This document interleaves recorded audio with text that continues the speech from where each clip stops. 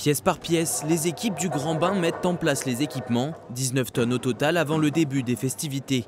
À l'image de ce lieu atypique, le cahier des charges à respecter l'est lui aussi. Il a fallu effectivement prendre des mesures au fond du bassin quand elle était encore en eau pour pouvoir y monter la scène et faire les plans, faire les différents devis. Il a fallu voir avec les commissions de sécurité combien de personnes on a le droit de mettre dans cet espace-là qui n'est pas fait pour ça. La scène est dans le fond du grand bassin et il faut trouver un juste milieu pour concilier l'esthétique de la piscine avec l'acoustique particulière de l'endroit.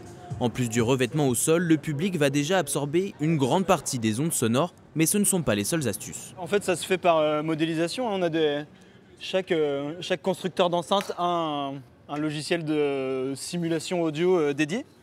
Au lieu de mettre une sonorisation principale qui va couvrir quasiment toute l'aire d'audience comme on le fait dans la plupart des cas, dans des acoustiques compliquées comme ça, ce qu'on fait c'est qu'on multiplie les plans de rappel. On préfère avoir plusieurs petites sources qui vont pas créer trop d'émergence sur les zones qu'on n'a pas envie d'exciter, en faisant plusieurs plans de rappel plutôt que une sonorisation principale. Premiers essais avant la soirée, le public n'est pas encore arrivé mais nous avons déjà écouté le son ici, là,